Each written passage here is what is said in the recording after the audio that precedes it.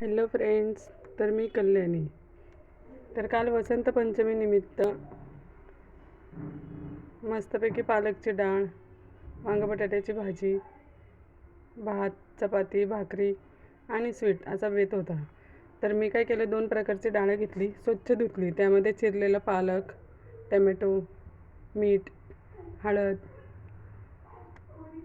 धनेजिरे powder, कांदा लसूण मसाला, लाल तिखट आणि गरम मसाला घातला. नंतर थोडंसं तेल घातलं व छानपैकी शिट्ट्या घेतल्या. डाळ एकदम मऊसूत झाल्यानंतर फोडणीची तयारी केली. तेल, लसूण, जिरं, मोहरी, हिंग घालून मस्तपैकी डाळीला फोडणी दिली. पहा किती मस्तपैकी डाळ तयार झाली. नंतर वांग बटाट्याच्या भाजीची तयारी केली. 3 वांगे घेतले, 1 बटाटा घेतला, मस्तपैकी धुवून चिरला. नंतर 2 कांदे, 1 टमॅटो, कोथिंबीर बारीक चिरून घेतली. एक कढई घेतली, त्यामध्ये तेल घातले. तेल चांगले गरम झाल्यानंतर जिरं, हिंग घातली.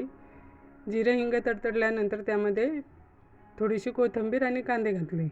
कांदे छानपैकी मऊ होईपर्यंत परतून घेतले.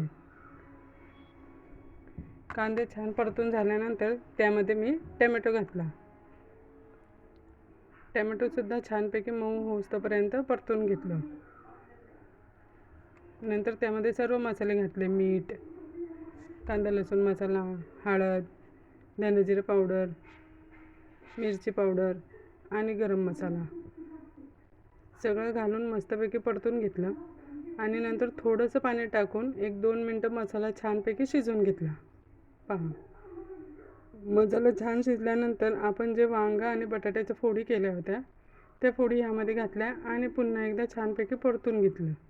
1-2 मिनटं वाफेवरती परतून घेतल्यानंतर त्यामध्ये थोडंसं गरम पाणी टाकलं आणि भाजी छानपैकी शिजवून घेतली.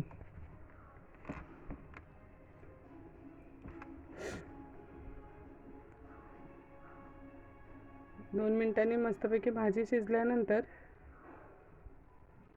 पहा किती छानपैकी भाजी तयार होते आपली.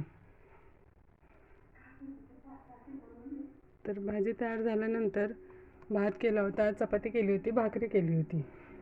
तर भाकरी, वांग बटाट्याची भाजी, पालकची डाळ, भात आणि स्वीट म्हणून मी पेढे आणि गुलाबजाम आणले होते, कारण की मला कामाला जायला उशीर होत होता म्हणून.